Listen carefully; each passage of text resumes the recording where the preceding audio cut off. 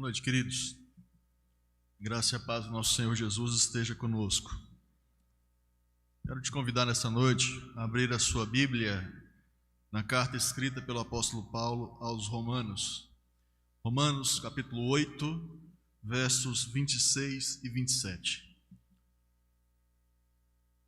Romanos 8, versos 26 e 27.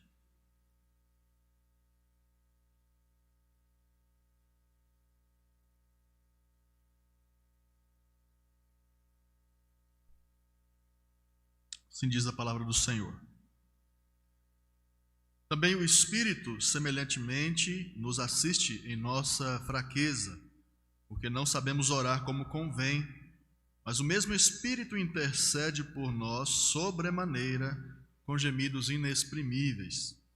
E aquele que sonda os corações sabe qual é a mente do Espírito, porque segundo a vontade de Deus é que ele intercede pelos santos. Amém. Nessa noite eu quero falar sobre o tema o Espírito Santo e a fraqueza humana. E baseado nesse texto, nós temos algumas considerações a fazer, especialmente a respeito da carta como um todo. Essa carta, como você já pôde perceber e já pôde ter ouvido isso algumas vezes, ela trata muito sobre o tema da justificação pela fé. Paulo vai dizer justamente isso lá no início da carta, quando ele diz que o justo viverá pela fé. E ele vai desenvolvendo todo esse tema durante a sua carta.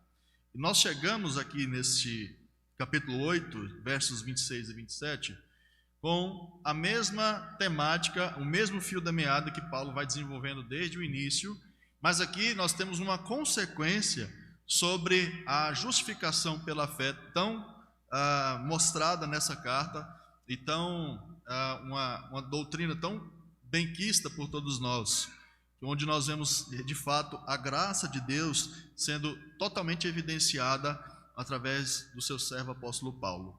Mas, falando em consequências a respeito da justificação pela fé, o capítulo 8 como um todo, Paulo vai dar uma ênfase muito grande a respeito de uma outra doutrina que justamente existe porque nós fomos justificados pela fé, que é a doutrina da filiação de Deus. Nós somos feitos filhos de Deus. Nós não éramos filhos de Deus, mas Deus nos fez filhos de Deus e Ele nos adotou para que nós vivêssemos agora debaixo da graça, debaixo de um evangelho, servindo a Ele e aos nossos irmãos numa comunidade. Então, justificação pela fé nos leva naturalmente teologicamente para outra doutrina, que é a filiação e a adoção. Nós somos adotados por Deus. E o que isso tem a ver com a nossa vida hoje é o que nós vamos estudar nesse texto. Paulo vai tratar justamente sobre isso no capítulo 8, quando ele diz, lá no versículo 27, 8, 27, que nós somos filhos. Nós que somos filhos, somos também herdeiros de Deus e co-herdeiros com Cristo. Isso quer dizer o quê? Que nós fomos feitos filhos de Deus, e agora nós somos herdeiros de Deus, ou seja, nós vamos herdar, nós vamos também desfrutar daquilo que o filho legítimo, que é Jesus Cristo, também tem direito. E aqui nós podemos enumerar vários direitos que o Senhor Jesus, como filho, único filho, primogênito de Deus, ele tem direito e que nós também temos. Mas nós vamos aqui nos deter apenas ao direito à entrada na cidade celestial. A Nova Jerusalém só pode ser conquistada, ela só pode entrar na Nova Jerusalém quem é filho, herdeiro e co-herdeiro com Cristo. E sabendo que nós somos filhos e herdeiros de Deus, e nós já desfrutamos de muitas bênçãos que Ele nos dá, isso quer dizer, inclusive, que a ressurreição, que muitas vezes nós olhamos para a Escritura e achamos que a ressurreição só acontecerá na segunda vinda de Jesus Cristo, onde aqueles que morreram em Cristo serão ressuscitados. Mas nós olhamos para tanto a carta aos Romanos, quanto para a carta aos Efésios, e no início da carta de Efésios nós temos uma revelação de que a ressurreição não será apenas naquele evento onde Cristo irá voltar, mas todos nós que já estamos aqui fomos ressuscitados. É um fato novo para você isso? Que nós já fomos ressuscitados? Você já foi ressuscitado? Eu já fui ressuscitado? É isso que Paulo está dizendo, por exemplo, em Efésios capítulo 2, verso 1 em diante. Ele vos deu vida, estando vós o quê? Mortos. Isso quer dizer que ele já nos deu. Nós estávamos mortos e nós já recebemos a ressurreição. Nós já fomos ressuscitados. E por que Deus nos ressuscita? Ainda nesse estágio, obviamente que nós ainda iremos passar por uma segunda ressurreição, que é o nosso corpo, e ali nós estaremos plenamente ressuscitados. Mas por que Deus nos ressuscita agora, nos dá vida agora? Sendo que a plenitude da ressurreição só virá depois. Ele nos ressuscita agora para que nós tenhamos condições de entender o Evangelho e de cumprir a vontade de Deus. Mortos não têm condição alguma de cumprir a vontade de Deus.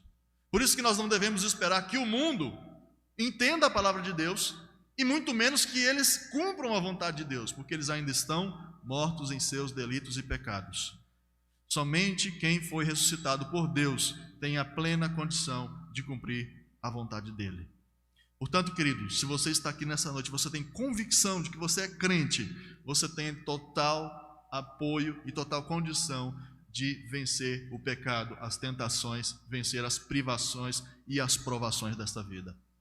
Ok, nós já sabemos disso, mas o Senhor ainda nos dá um outro benefício advindo dessa doutrina da filiação. Ou seja, nós somos filhos, e ao que nós mais temos direito, além da ressurreição? Nós temos direito à presença do Espírito Santo em nós. Por causa de Jesus Cristo e por causa da vida que Jesus Cristo já nos deu, por causa da ressurreição que nós já estamos desfrutando, nós temos direito também à presença do Espírito Santo em nós. Inclusive, isso é uma promessa feita desde o Antigo Testamento, quando Deus diz ao seu povo: e porei em vós o meu Espírito, e assim vocês vão poder cumprir toda a minha vontade. Mas o que significa então, queridos, termos o Espírito Santo em nós? Se nós olharmos para a Escritura, nós temos diversos textos que mostram os benefícios que o Espírito Santo traz para as nossas vidas. Mas hoje nós vamos tratar de um pequeníssimo, dentre uma multidão de benefícios e de obras que o Espírito Santo está fazendo em nós e por nós, que é a intercessão. Essa é uma obra que o Espírito faz em nós e por nós, porque Deus, Ele é tão misericordioso, Ele é tão amoroso com o seu povo, que Ele não só nos dá a salvação de graça, a partir do sangue do seu Filho amado Jesus Cristo, e com isso Ele não apenas nos diz: agora cumpra a minha vontade. O Senhor não nos abandona com uma ordem para cumprir uma vontade. O Senhor não nos abandona quando nos chama para uma luta contra o pecado e nos deixa sozinho, porque Ele sabe que nós não vamos conseguir fazer isso. Então, o que Deus, a partir dessa verdade de que nós não vamos conseguir ser perfeitos e lutar sozinhos contra os nossos pecados, o que o Senhor faz por nós, a partir do Espírito Santo? Ele intercede por nós. É isso que a gente vai ver nesse texto hoje: o Espírito Santo e a fraqueza humana. Verso 26, é interessante que Paulo ele continua desenvolvendo um assunto, porque ele diz: também o Espírito semelhantemente. E aqui fica uma pergunta. Também, aqui ele está acrescentando uma ideia, um argumento. Também o Espírito semelhantemente. Semelhante a quê? Nós precisamos entender então o que Paulo disse antes, o contexto imediato a essa palavra que Paulo deu. E volte a sua Bíblia uma página, para que você veja semelhantemente o que o Espírito Santo está fazendo por nós. Verso 22 diz o seguinte: porque sabemos que toda a criação a um só tempo geme e suporta angústias até agora. E o verso 23 vai dizer: e não somente ela, ou não somente a criação, ela geme, mas também nós, que temos as primícias do Espírito, igualmente gememos em nosso íntimo, aguardando a adoção de filhos, a redenção do nosso corpo. Aqui, esse início da palavra, dizendo que semelhantemente o Espírito também nos assiste, e no finalzinho do versículo vai dizer que ele intercede por nós sobremaneira com gemidos, semelhantemente a nós, que gememos no nosso íntimo, e semelhantemente à criação, que está também gemendo por conta dessa necessidade de redenção. É semelhante a isso que o Espírito está fazendo. Ele está gemendo. Ele está intercedendo por nós através de gemidos. E a diferença entre os gemidos da criação e os gemidos dos filhos de Deus é que ambos, e o gemido que o Espírito Santo está realizando também, é que o gemido da criação e o gemido dos filhos de Deus, eles são um gemido aguardando a restauração de todas as coisas. É um gemido em favor, é um gemido que está sofrendo por conta do mundo que jaz no maligno, e nós vemos toda essa desordem causada pelo pecado, e nós estamos gemendo no nosso íntimo, nós estamos indignados no nosso íntimo, nós estamos de fato precisando de saciação, precisando de algo para saciar a nossa sede. E os gemidos do Espírito Santo é que esses gemidos que são intercessões, é para que nós, nas nossas angústias, vivendo nesse mundo caído, nós tenhamos condição de viver ainda esperando pela volta de Cristo. Sem a intercessão do Espírito Santo, queridos, nós já teríamos sucumbido nessa terra.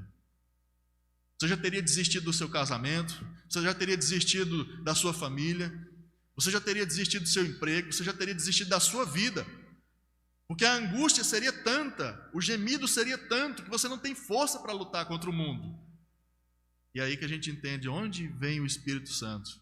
Ele também geme com intercessões por nós, mas o gemido do Espírito Santo não é de dor como nós, não é de desprazer com esse mundo, mas o gemido do Espírito Santo é porque ele, sem condição de expressar palavras humanas, ele está intercedendo por nós diante de Deus. Algo que exemplifica os gemidos que tanto a criação quanto nós expressamos, está descrito lá em Mateus capítulo 5, onde Jesus vai dizer e mostrar as bem-aventuranças. Por exemplo, bem-aventurados os que choram, bem-aventurados os que têm fome e sede de justiça, bem-aventurados os perseguidos e os injuriados por causa de Cristo. Estão percebendo esses gemidos por conta desse mundo caído que nós estamos vivendo? Estamos chorando, estamos angustiados, estamos olhando para o mundo e não estamos vendo solução. Mas se nós formos olhar para o mundo e esperar do mundo que ele se corrija por si só, nós não vamos conseguir esperar a segunda vinda de Cristo. Então é para que a gente suporte as dores do mundo, é que o Espírito Santo intercede por nós. Esses gemidos são as crises que nós temos em viver por esse mundo, queridos. É essa angústia de sermos filhos de Deus, de termos o Espírito Santo habitando em nós, inclusive, mas ao mesmo tempo também termos o velho homem que está sempre lutando no nosso íntimo. Isso é angústia também. É muitas vezes você agora não olhar para o mundo, mas olhar para si mesmo e dizer e ver que você está pecando, cometendo os mesmos erros que você pediu perdão a Deus no dia anterior, na semana anterior, e você olha para si mesmo e aquela crise se instaura. Meu Deus, como é que eu posso fazer um negócio desse? De novo. Isso é parte dos gemidos que nós temos. Essas crises que nós temos existenciais, de estarmos buscando a satisfação em Deus, mas ao mesmo tempo estamos insatisfeitos conosco e com o mundo. E a obra do Espírito Santo que envolve esses gemidos é o que nos capacita a viver nesse mundo caído. Não nos moldando a Ele, não nos acostumando a Ele, mas nos dando forças para superar, para vencer o mundo, como Cristo assim o fez. Ainda no verso 26, Paulo diz que o Espírito nos assiste em nossa fraqueza, porque não sabemos orar como convém. E aqui nós precisamos nos atentar a que tipo de fraqueza o apóstolo Paulo está tentando descrever para nós. Primeira questão é que aqui Paulo não está criando duas classes de crente: o crente forte, aquele que sabe orar, e o crente fraco, que não sabe orar. Você percebeu que Paulo não está criando aqui duas classes de crentes? Porque ele está dizendo o seguinte: o Espírito Santo nos assiste em nossa fraqueza, porque não sabemos orar. Paulo não está dizendo o Espírito Santo assiste os fracos e o Espírito Santo assiste aqueles que não sabem orar. Paulo está dizendo que ninguém sabe. Ninguém sabe orar como convém. Ninguém aqui tem capacidade de agradar a Deus totalmente, nem depois de convertido. Está entendendo por que nós precisamos tanto do Espírito Santo? Se não for o Espírito Santo, nós não temos condição alguma de fazer com que as nossas orações sejam coerentes com a Escritura. E aqui, quando Paulo fala em fraqueza, porque não sabemos orar como convém, mas o Espírito intercede por nós sobremaneira com gemidos inexprimíveis. Primeiro, essa fraqueza que Paulo está dizendo, ela é corpórea, é física. Abra sua Bíblia lá em Gênesis capítulo 3, versos 16 a 19. De onde vem essa fraqueza e por que nós chegamos ao final de um dia, de um mês, de um ano, de uma década cansados? Um cansaço físico. Gênesis 3, 16 a 19 diz assim: depois que o homem e a mulher pecaram, comeram o fruto da árvore do conhecimento do bem e do mal, o Senhor deu maldição para a serpente, para a mulher e para o homem.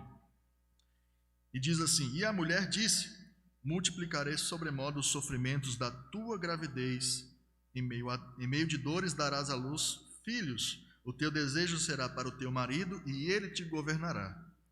E a Adão disse: visto que atendestes à voz da tua mulher e comeste da árvore que eu te ordenara não comesses, maldita é a terra por tua causa, em fadigas obterás dela o sustento durante os dias da tua vida, ela produzirá também cardos e abrolhos, e tu comerás a erva do campo, no suor do rosto comerás o teu pão, até que tornes a terra, pois dela foste formado, porque tu és pó, e ao pó tornarás.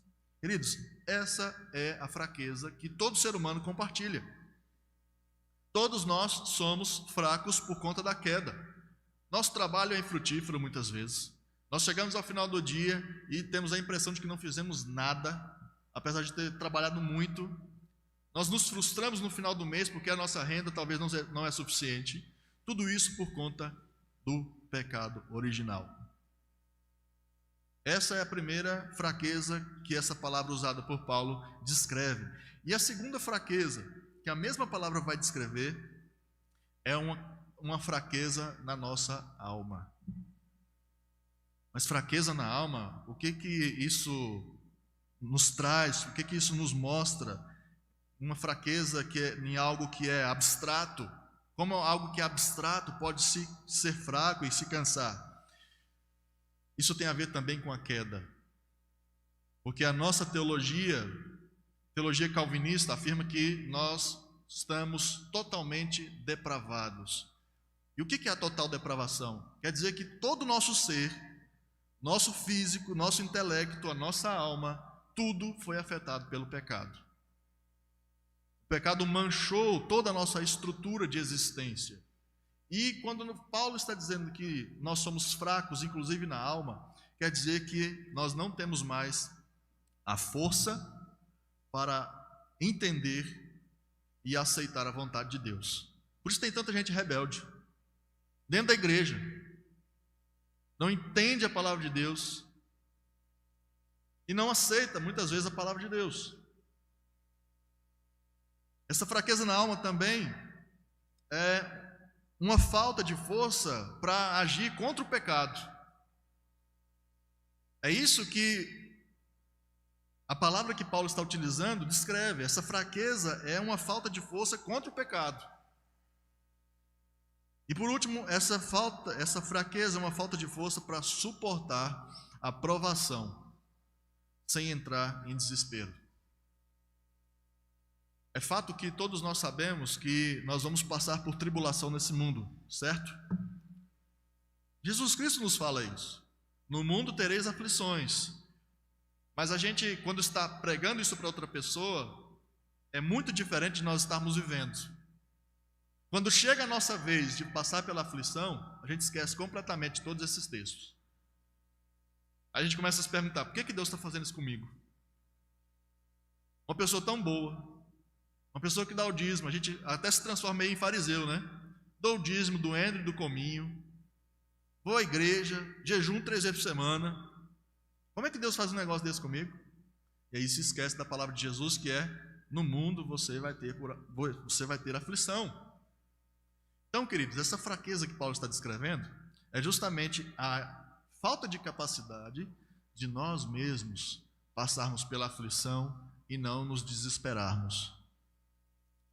Está entendendo o quanto nós precisamos do Espírito Santo?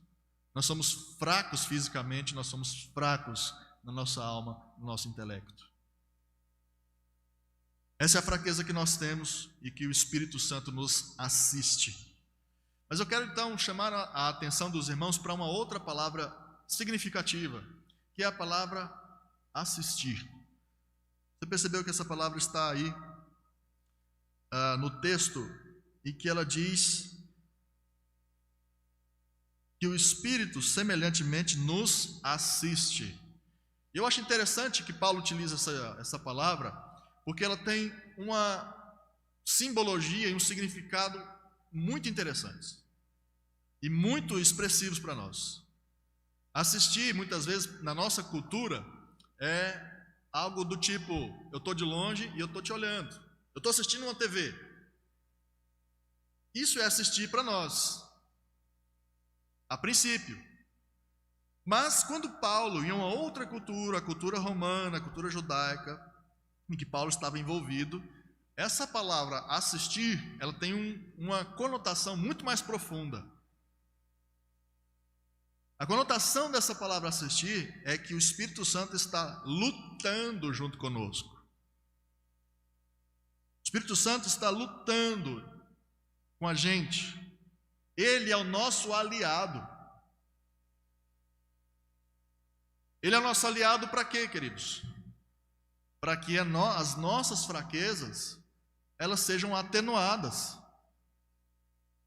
É aquela força que nós tiramos, que nós temos, que nos ajudam a caminhar. É aquelas misericórdias de Deus que se renovam a cada manhã na nossa vida. Isso é obra do Espírito Santo.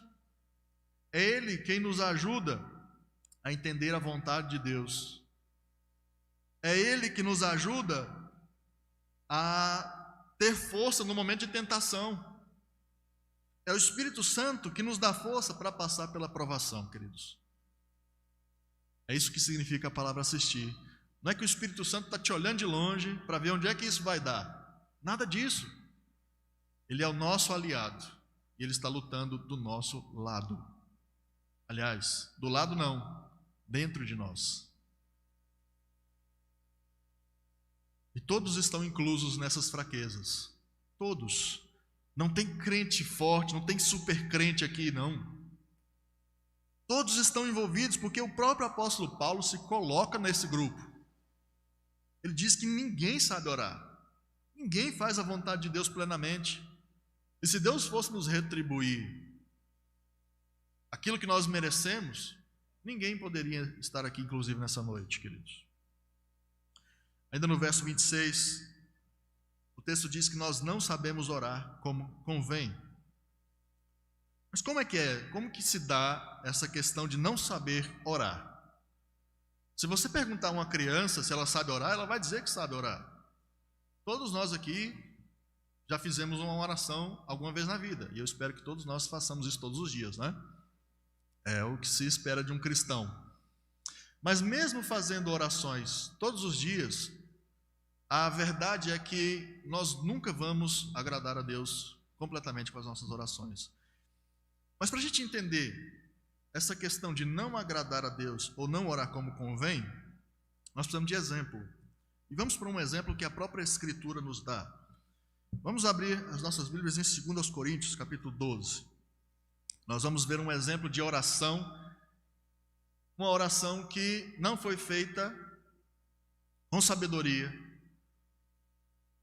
uma demonstração de uma oração que a pessoa que fez realmente não conseguiu atingir o alvo.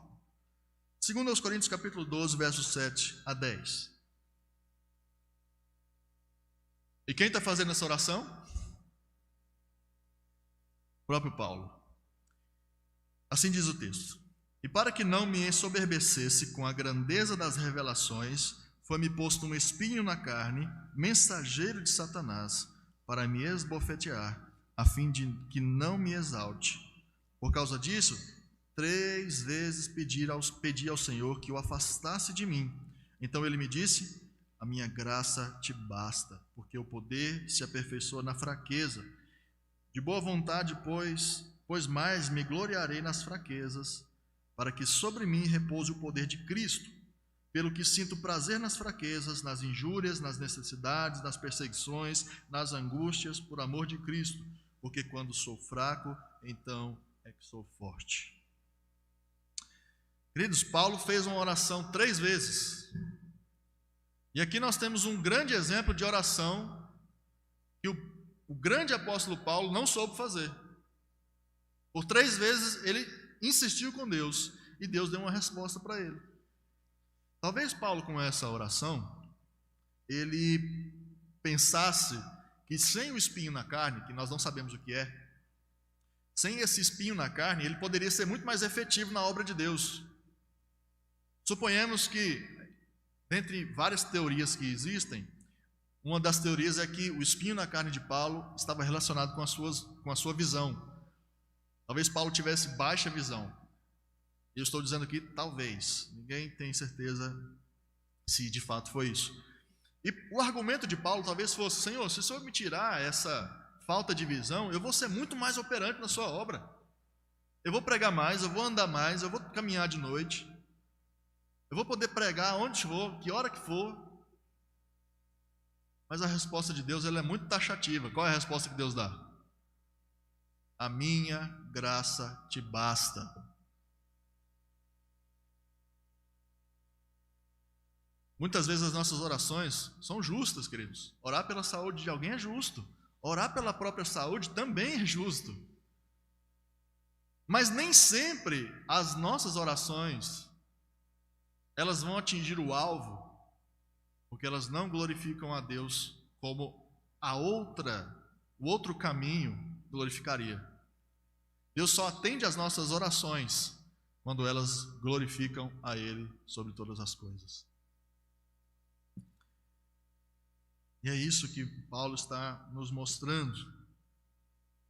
Mas existem orações que também são atendidas, que acertam o alvo, que rendem glórias a Deus. Por exemplo, a do rei Ezequias, que estava à beira da morte. O profeta foi até ele e disse: põe em ordem a tua casa que você vai morrer. A palavra de Deus diz que ele se virou e orou ao Senhor. Pediu mais tempo. E ali o Senhor ainda concedeu mais 15 anos de vida para ele. Uma oração atendida. Porque o Senhor entendeu que daquela maneira o seu nome seria glorificado e não da outra. Mas aqui o apóstolo Paulo pôde perceber que a sua saúde física talvez não redundaria tanta glória ao Senhor quanto a sua fraqueza corpórea. Não descarte, não despreze a sua fraqueza física, porque talvez seja assim que o Senhor vai glorificar a Ele mesmo. As suas limitações também glorificam a Deus.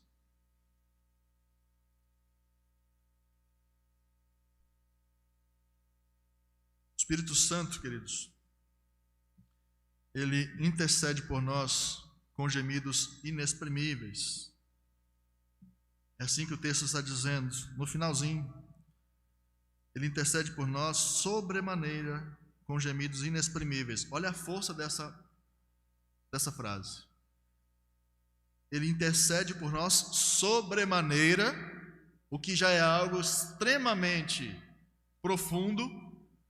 Mas Paulo não se contenta com essa expressão. Ele diz que é com gemidos, que também para mim já seria suficiente para me dar uma noção da intercessão do Espírito por mim. Mas não. O Espírito Santo intercede por nós sobremaneira, com gemidos inexprimíveis. Queridos, essa expressão gemido inexprimível é algo tão intenso que o Espírito Santo faz, que não tem linguagem humana que possa definir o que o Espírito Santo faz. Gemido inexprimível é aquilo que não pode ser expressado por palavra.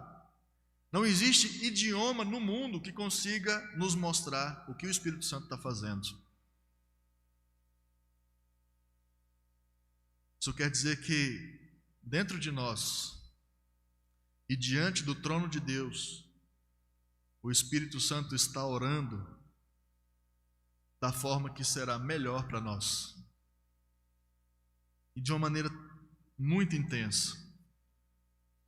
E quando a palavra de Deus diz que o Espírito Santo intercede por nós, ele está de fato orando, falando ao Pai por nós. E ele está pedindo nem sempre aquilo que nós estamos, porque nós não sabemos orar como convém. Mas ele está pedindo, ele está orando, ele está conversando com o Pai para fazer aquilo que irá glorificar ainda mais o nome dele e o nome de Jesus Cristo. Portanto, se algo não acontece conforme a nossa vontade quer, não é porque Deus não nos ouviu, é porque a intercessão do Espírito, ela está cumprindo melhor os planos de Deus para a nossa vida. Se você está orando por algo, se você já esteve orando por algo, e aconteceu o oposto disso, não é porque Deus é seu inimigo, não é porque Deus não te ouviu, é porque a sua oração, como Deus é onisciente, Ele viu que a sua oração não cumpria o primeiro requisito, que é glorificar a Ele. Depois, o requisito que é o seu próprio bem. Então, nem sempre a sua oração vai ser atendida, porque justamente nós não estamos buscando a glória de Deus em primeiro lugar. E graças a Deus por isso, querido. Você já pensou se Deus ouvisse cada oração que nós fazemos? Você já pensou se Deus realizasse cada pedido que nós fazemos a Ele? Nós não sabemos orar. Por isso que nós precisamos do Espírito Santo. Queridos, e depois de tudo isso, depois do texto falar que nós somos fracos, depois do texto falar da intercessão do Espírito Santo, depois do texto falar que nós não sabemos orar, qual é a conclusão desse texto? Verso 27 vai dizer: e aquele que sonda os corações sabe qual é a mente do Espírito, porque segundo a vontade de Deus é que ele intercede pelos santos. Entenda que o Espírito Santo intercede pelos santos. Pelos santos, aqueles que foram ressuscitados em Cristo Jesus. O Espírito Santo não intercede pelo mundo. O Espírito Santo intercede por você que tem Jesus Cristo no seu coração. Isso é restrito. Só aqueles que são selados por Ele têm esse direito. Mas o texto está nos mostrando que a vontade de Deus ela é sempre boa e ela sempre irá prevalecer. Por quê? Qual o resumo de tudo isso? O texto mostra que o Pai, ele sonda os corações humanos e o Pai sabe qual é a mente do Espírito. E o que isso quer dizer? O Pai sonda os corações humanos e ele sabe por que você está pedindo tal coisa. O Pai, o nosso Pai Celestial, quando Ele olha para o nosso coração, Ele sabe quais são as suas motivações para pedir algo. Ele sabe a sua motivação pela qual você está pedindo um emprego novo, porque você está pedindo uma esposa ou um marido, porque você está pedindo que o seu filho mude, que seus pais sejam mudados também. Deus sabe o que está no seu coração. E convenhamos, queridos, muitas vezes nós estamos orando com um desejo mesquinho, não é não? É ou não é verdade? Muitas vezes a gente ora com um desejo egoísta. Tiago vai dizer isso. Por que vocês pedem e vocês não recebem? Porque vocês não sabem pedir. Porque vocês pedem para esbanjar nos seus prazeres. E vocês, eu me incluo nisso também. Então o Senhor está dizendo, eu conheço porque você está pedindo isso. Eu sei porque você está pedindo isso. Mas eu sei também qual é a mente do Espírito. E é só o Espírito Santo que sabe qual é o caminho para a glorificação de Cristo Jesus. O Espírito Santo não está aqui para ser um gênio da lâmpada, onde você esfrega aquela lâmpada e ele sai e ele vai realizar os seus desejos. Sabe qual é a função primária do Espírito Santo no mundo? Lançar luz na obra de Cristo. É para isso que o Espírito Santo foi enviado ao mundo, para evidenciar a glória de Jesus Cristo. Então, se nossa oração está indo para o lado oposto, querido, saiba que Ele não vai atender isso. Deus sempre, sempre vai ouvir a intercessão do Espírito, porque Ele sabe quem nós somos e Ele sabe o que o Espírito Santo é, ou quem o Espírito Santo é, e qual é a missão do Espírito Santo. O Espírito conhece a boa e perfeita vontade de Deus. Ele jamais irá pedir algo contrário a isso. Sabe por quê? Olha o que o versículo 27 ainda está dizendo. Porque segundo a vontade de Deus é que Ele intercede pelos santos.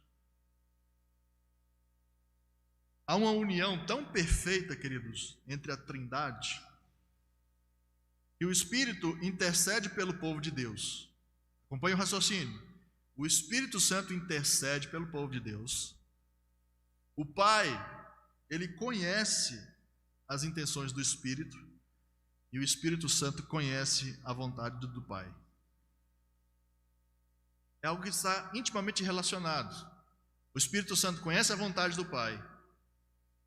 Ele intercede pelos santos. Mas por ele conhecer plenamente a mente de Deus, ele jamais vai pedir algo que não seja totalmente favorável a ele. É por isso que Deus ouve o Espírito Santo. É por isso que o Pai atende às orações do Espírito Santo. Porque eles são unidos, eles se conhecem. Nós não sabemos qual é a mente de Deus plenamente. É por isso que muitas vezes a gente pede coisa boba. É por isso que a gente pede coisa errada. E quando a gente não recebe, a gente fica se perguntando, por que não recebeu? Não há confusão ou intriga na Trindade, queridos. A confusão, ela está em nós. Nós é que somos confusos muitas vezes nas nossas orações. Nós é que precisamos desse Espírito Santo para nos ajudar. E eu quero então aqui fazer 3 aplicações para a nossa vida.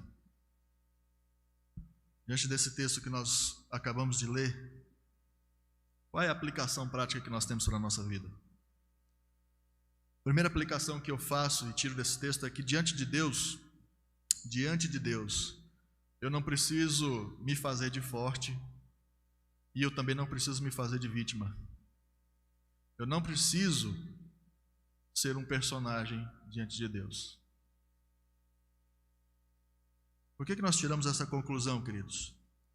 Pessoas que têm a tendência a criar esse personagem forte e sempre está ciente do que fazer, ele nunca tem dúvida de nada, ele é aquele crente forte o tempo todo.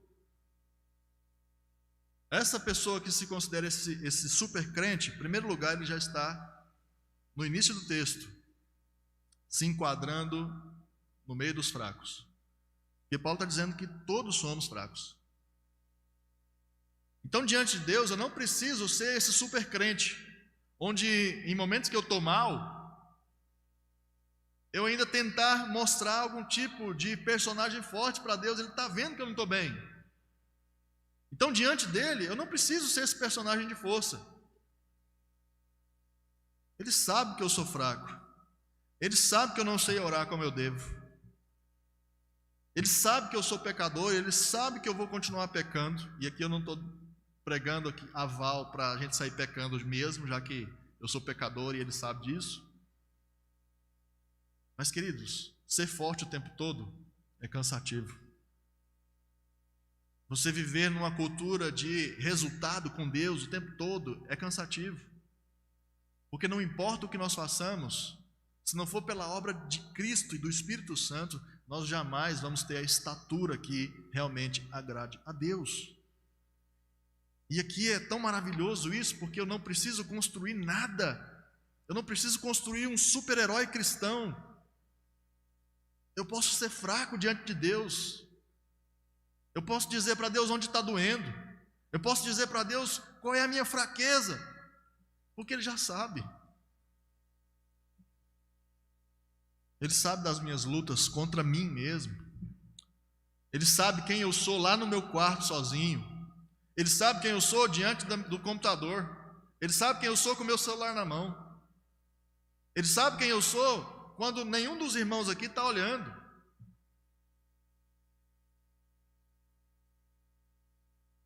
Ser esse personagem forte o tempo todo é exaustivo. Então eu quero dizer para os irmãos, Deus não quer personagem forte.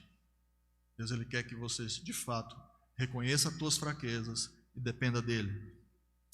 Mas eu também entendo que esse texto nos ensina que diante de Deus eu não posso e eu não devo também ser uma vítima o tempo todo. Aqui é o oposto. Aqui é aquela pessoa que está sempre bem, nada está ruim com ela, ela está 100% o tempo todo, e do outro lado tem aquela pessoa que nunca está bem. É sempre a vítima. É sempre Deus que não faz nada por ela. É sempre o esposo que não faz, é a mulher que não faz, é o mundo que não faz. É sempre a vítima de tudo. Só que aqui o texto está dizendo que eu não preciso viver como essa personagem que é vítima o tempo todo de ninguém. Que Deus sabe que eu não sou forte, mas Ele também está me mostrando que eu não preciso ser esse fraco o tempo todo, culpando o mundo, a todos, pelos meus fracassos. O texto está dizendo que eu não posso e eu não preciso viver aquém do que Ele me diz que eu sou. E o que a palavra de Deus está dizendo que eu sou? Eu sou filho, eu sou herdeiro, eu sou ressuscitado, eu sou uma nova criatura e eu sou amado por Deus. Eu não preciso ser vítima, queridos. Eu não preciso ficar culpando o mundo.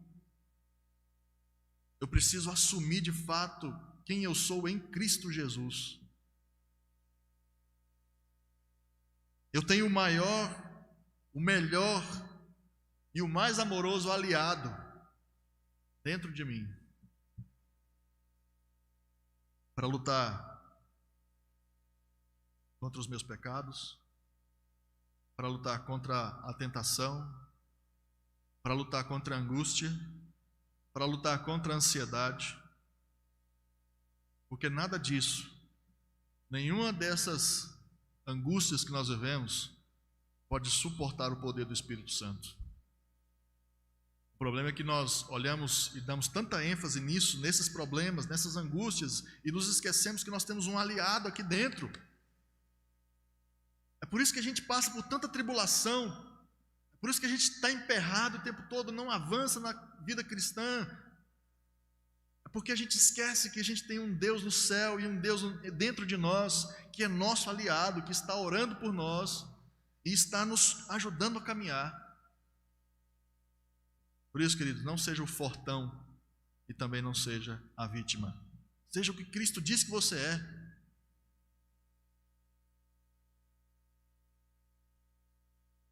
A segunda aplicação que eu faço, para que nós entendamos esse texto para a nossa vida, perdoe mais.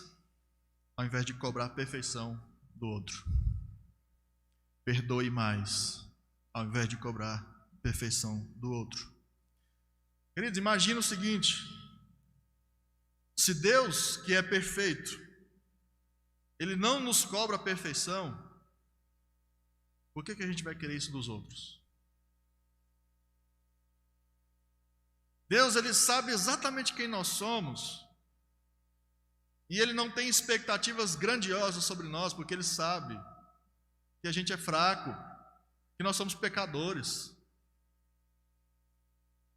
O Espírito Santo sabe quem nós somos e mesmo assim Ele habita em nós. O problema é quando nós, nos nossos relacionamentos, temos a nossa régua muito alta. Aí eu exijo do meu marido aquilo que ele não consegue ser. Aí eu exijo da minha esposa o que ela não consegue ser. Aí eu exijo perfeição dos meus filhos. Aí eu exijo perfeição da comunidade, da igreja. Eu sempre estou exigindo do outro, do próximo, a perfeição que eu mesmo não tenho. E o que o texto está mostrando é: nós somos fracos, nós não sabemos orar, mas a despeito de tudo isso, o Espírito Santo ele está em nós e Ele intercede por nós. Portanto, pare de cobrar perfeição do outro. Eu vejo famílias sendo destruídas por um padrão de comportamento que os pais colocam sobre os filhos, que os filhos colocam sobre os pais. E esquecem que dentro de casa eles têm que se converter uns aos outros e entender por que ele faz isso. E não cobrar perfeição o tempo inteiro, porque nós mesmos não somos. Mas a terceira aplicação que eu quero dizer para os irmãos aqui também é que apesar de você não cobrar do outro a perfeição, você também não pode deixar de perseguir a santidade. Você não pode deixar de perseguir a santidade ao invés de se deixar vencer pelo pecado. É fácil a gente chegar a algumas conclusões erradas se a gente parasse nessa segunda aplicação. Perdoe mais, releve mais. Aqui alguns comportamentos iriam aflorar. Bom, então já que tem que perdoar, então eu não preciso mudar. É só você aprender a conviver comigo. Mas o texto não está dizendo isso. Deus sabe quem nós somos, pecadores. Ele sabe que nós não seremos perfeitos, mas Ele nos dá o Espírito Santo para nos fortalecer contra o mal. Ele nos dá o Espírito Santo para lutar contra o pecado. Por isso, aquele velho argumento que diz: eu sou assim mesmo, quem quiser conviver comigo, que se acostume. Você já ouviu isso na sua vida, não já? Talvez você já tenha falado isso. Saiba que essa é uma postura anticristã, porque você está sacramentando um pecado que você deveria abandonar. Bom, já que eu sou assim, eu fui criado assim, eu nasci assim, quem quiser conviver comigo, que me aceite como eu sou, porque Deus me aceita como eu sou. Deus, Ele te aceita como você é na sua conversão, mas depois da sua conversão, Deus não quer que você permaneça como você está. Então, queridos, perdoe mais, cobre menos, mas ao mesmo tempo, entenda que o Espírito Santo está em você para te tornar cada vez mais uma criatura melhor e mais parecida com Jesus Cristo do que com o velho homem que ainda habita em nós. Aproveite, desfrute dessas bênçãos e benefícios que o Senhor está nos dando. Nós temos total capacidade de vencer os nossos pecados. Nós temos total capacidade de sermos maridos, esposas, filhos, pais melhores. Porque nós temos o Espírito Santo que habita em nós, que nos capacita para isso. Então não caia nesse engano de dizer que está tudo bem, já que eu sou assim mesmo, porque não está. O Evangelho é para gente fraco. O Evangelho é para gente que não está vivendo de trás de um personagem. Porque não adianta nós sermos personagens com Deus. Ele sabe quem nós somos. E justamente por saber quem nós somos, Ele nos dá as ferramentas certas para que nós não sejamos o que nós fomos ontem. Que Deus nos abençoe e nos capacite cada vez mais perseguir o alvo, que é nos parecer mais com o Senhor Jesus Cristo. Amém. Vamos orar. Pai, nos abençoe, nos use e nos faça desfrutar da bênção que é a presença do Espírito Santo em nós. Nos capacite para sermos servos fiéis e mais comprometidos com o Senhor Jesus Cristo. Para a glória do Senhor e para o nosso bem, no nome de Jesus que nós oramos. Amém.